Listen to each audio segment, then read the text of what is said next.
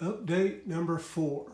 The flowers in the vase are pretty much unchanged from the last update. But what I have to show you today is the pedestal.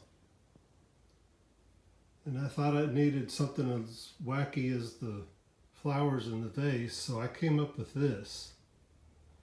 And I'm also thinking about making like a tablecloth out of metal that would hang down and have some little folds and stuff in it going around, and maybe even paint it white.